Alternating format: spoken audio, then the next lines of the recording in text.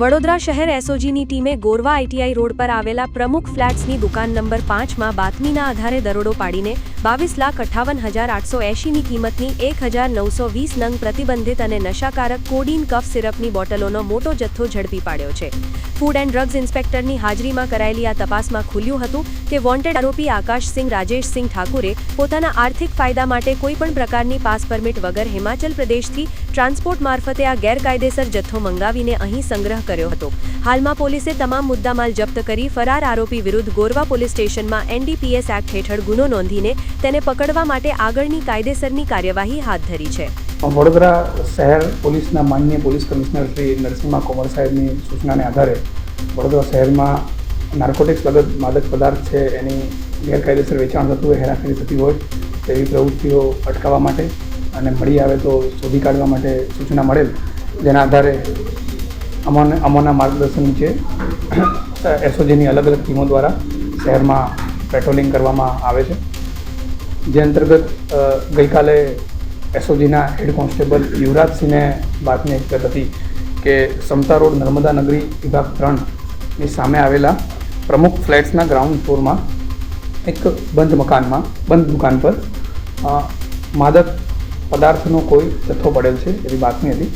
જે અંતર્ગત અમોએ NDPS કાર્યવાહી અંતર્ગત ત્યાં કાયદેસરની કાર્યવાહી કરતાં ત્યાંથી અમોને સિરપનો જથ્થો મળી આવેલ. જે જથ્થાના આધારે અમે ત્યાં FSL અને ફૂડ એન્ડ ડ્રગ્સ ઇન્સ્પેક્ટરને બોલાવતા તેઓ દ્વારા ખરાઈ કરી અને તે જથ્થો કોડેઇન ફોસ્ફેટ સિરપનો હોય જે NDPS એક્ટને લગત હોય. ત્યારબાદ NDPS લગતને કાયદેસરની કાર્યવાહી કરવામાં આવે છે.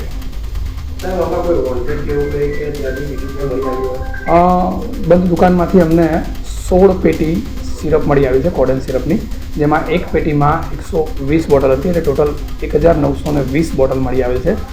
બોટલ ઉપર અમને એક બિલ મળી આવેલું હતું, જે બિલ શ્રી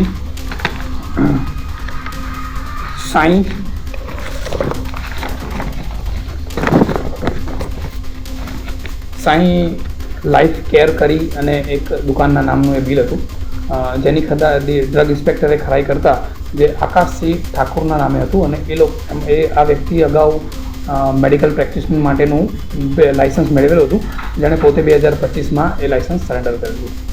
સપ્લાય કરતું હતું અલગ અલગ દુકાનોમાં કે શું એનું રેકેટ શું છે? એ હવે આકાશસિંહ હજુ અમારા પકડની બહાર છે અને આ બાબતે ગોરવા પોલીસ સ્ટેશનમાં NDPS એક્ટ હેઠળ ગુનો દાખલ કરી તપાસ એસઓજી પાસે રાખેલી છે. હવે તપાસમાં જે જાણવા મળશે એ આગળની હકીકત એમાં ખબર પડશે. એ 15-20 દિવસથી જ એમણે ભાડે રાખેલી હતી. દુકાન જેની છે મકાન માલિકનો અમારા તપાસ દરમિયાન કોન્ટેક્ટ કરવામાં આવ્યો. એમનું કહેવું હતું કે 15-20 દિવસ પહેલાં એણે દુકાન રાખી છે, હજુ એણે એનું રેન્ટ એગ્રીમેન્ટ કરેલ ન હતું, પરંતુ 2 જ દિવસ પહેલાં એણે એવું કહ્યું કે મારે AC નખાવું છે. એમ કરી અને ચાવી લઈ ગયેલો એટલે દુકાનના માલિક એમને ચાવી આપેલી.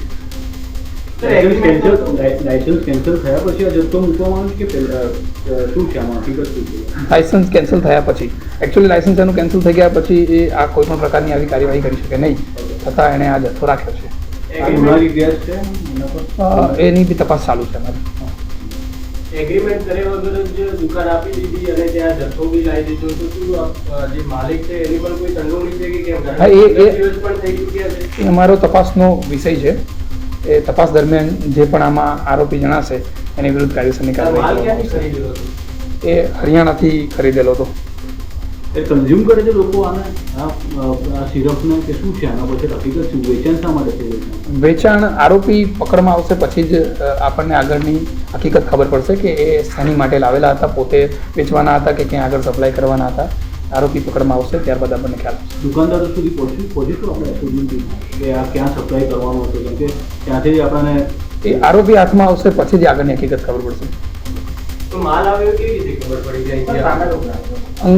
અમારી અંગત બાતમીના આધારે એ ખબર પડેલી હતી કે આ રીતનો કોઈ માદક પદાર્થનો જથ્થો અહીં આવે છે. 15 દિવસથી આ ચાલતું હતું તો પછી એને જ્યાં માલ આપ્યો હશે ત્યાં પણ બધે તપાસ કરવામાં આવશે. 15 દિવસથી દુકાનના માલિકનું એવું કહેવું છે કે એને 15 દિવસ પહેલાં લીધેલી છે, પરંતુ આ જથ્થો અમારા ધ્યાનમાં હજુ આ ફર્સ્ટ ટાઈમ આવેલો છે જ્યારે કાલે રેડી.